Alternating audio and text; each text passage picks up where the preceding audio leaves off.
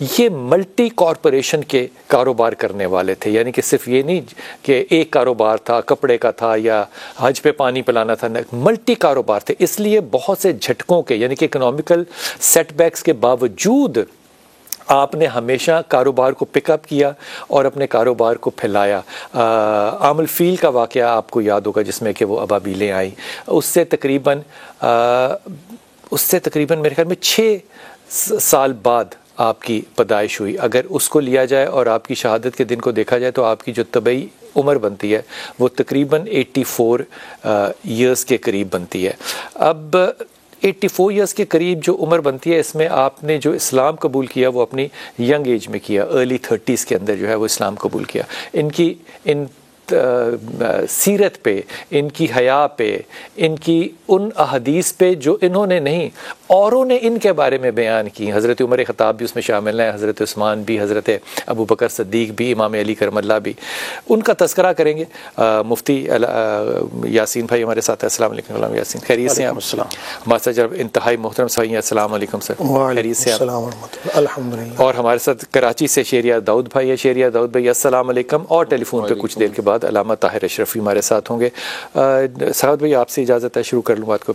آپ نے تقریباً 34 ایئرس کی ایج کے اندر 34 کو کیا کہیں گے، 34 سال کی عمر میں جو ہے وہ اسلام قبول کیا. بہت کم لوگ جو ہے وہ اس بات کا تذکرہ کرتے ہیں ہمیشہ. اس پہ ذرا روشنی ڈالیے گا کہ آپ کا ابتدائی زمانہ جو تھا وہ قبولیت اسلام کا وہ کیسے پیش آیا اور ابتدائی دور کیسا تھا.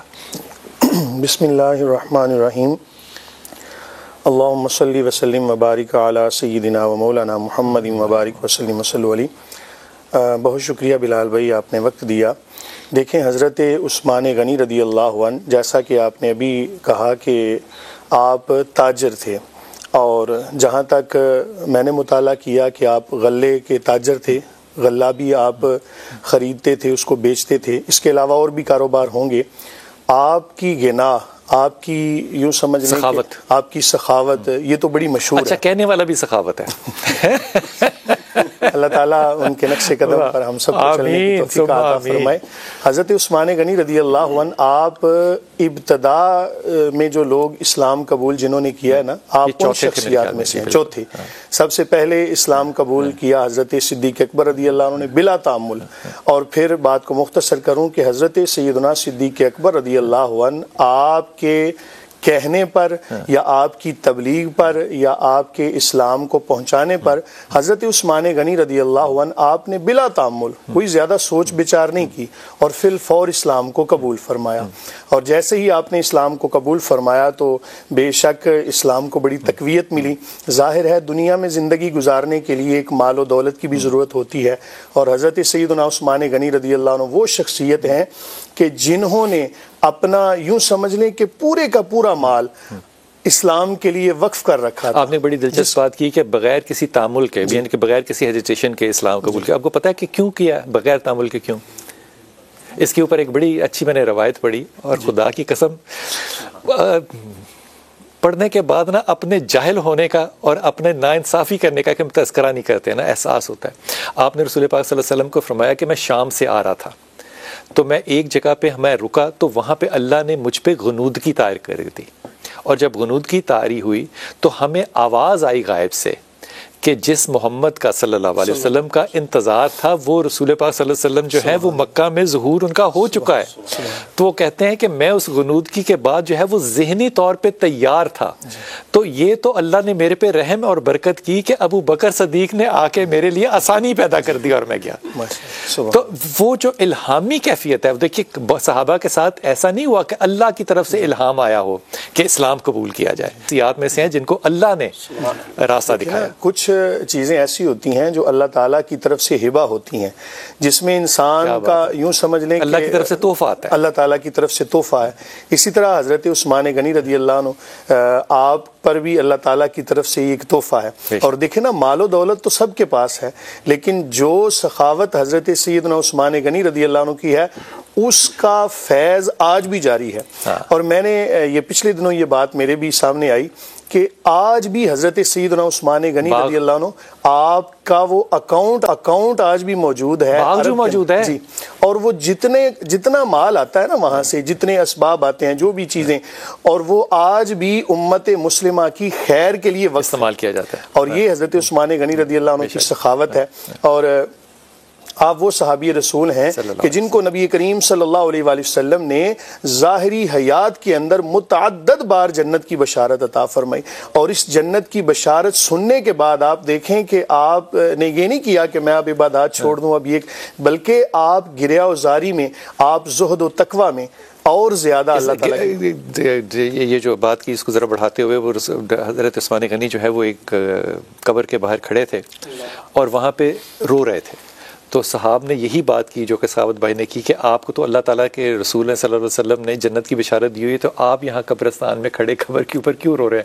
انہوں نے کہا کیونکہ مجھے علم ہے کہ یہ اگلی منزل تک, یعنی کہ موت کے بعد کی جو منزل ہے, یہ اس کی پہلی سیڑھی ہے, اور مجھے اس پہلی سیڑھی پہ اپنا کوئی عمل نظر نہیں آتا کہ اللہ مجھے یہ.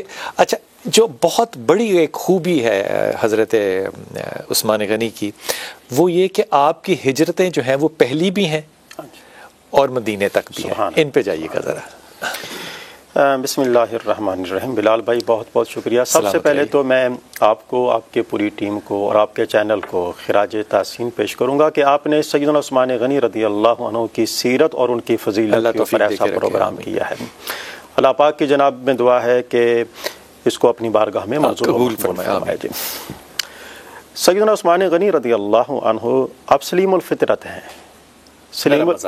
سلیم الفطرت یہ ہے کہ آپ اسلام کی قبولیت سے پہلے بھی ہر قسم کی برائی سے محفوظ تھے. بے شک.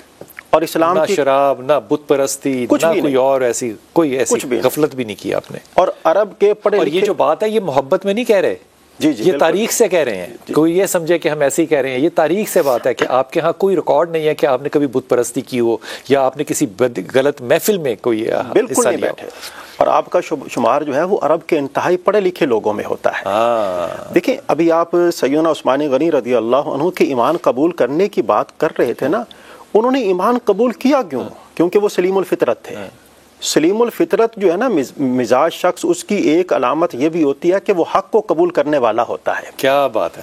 جو ہی حق ان کے سامنے آیا, جس طرح کے مفتی صاحب بیان فرما رہے تھے, بلا تعمل, اب انہوں نے کہا یہ حق ہے, اور حق کو قبول کرنے میں انہوں نے کسی بھی قسم کی کوئی دیر نہیں فرمایا. سیدنا عثمان غنی رضی اللہ عنہ کو یہ اعزاز اور شرف حاصل ہے کہ آپ صاحب الہجرتین ہیں.